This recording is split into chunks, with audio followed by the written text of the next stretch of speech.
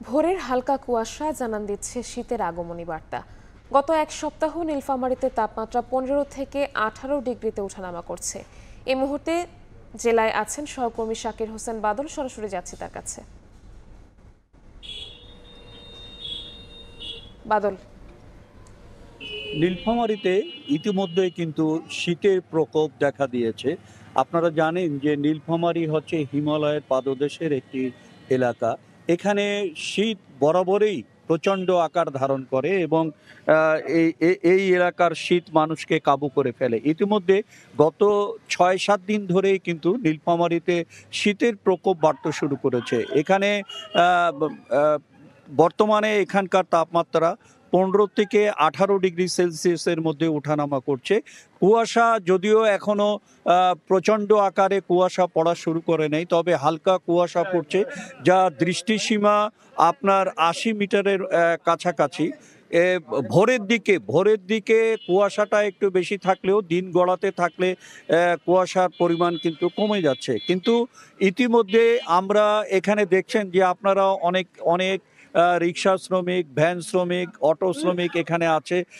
এদের সাথে আমরা কথা বলেছি, তারা বলছে যে ইতিমধ্যে কিন্তু শীতের ইমেজটা কিন্তু চলে এসছে। তারা কিন্তু ইতিমধ্যে গরম কাপড় পরেছে। দেখেছেন যে অনেক মানুষ এখন গত ৬ দিন ধরে কিন্তু শীতের প্রকোপ বাড়ায় মানুষ গরম কাপড় পরা শুরু করেছে।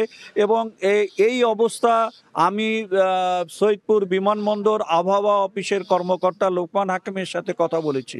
উনি বলছেন যে ক্রমান্বয়ে কিন্তু এই শীতের প্রকোপ নীলফামারীতে বৃদ্ধি পাবে, কারণ নীলফামারী কিন্তু মূলতই একটি শীত প্রধান এলাকা।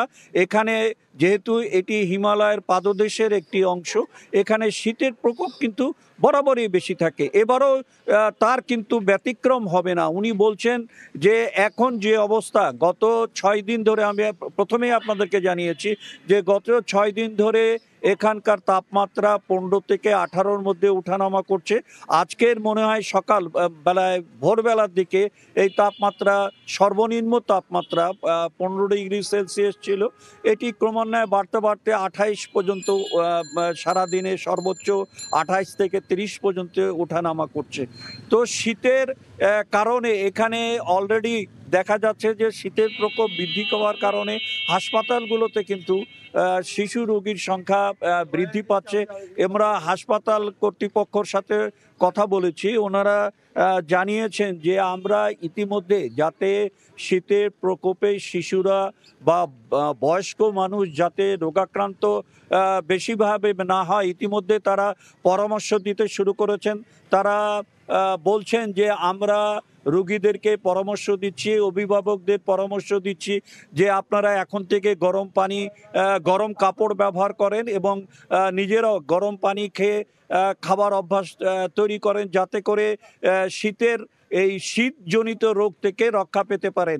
এই ছিল আমার কাছে নীলফামারী থেকে শীত নিয়ে সর্বশেষ। আমরা সরাসরি যুক্ত ছিলাম নীলফামারীতে।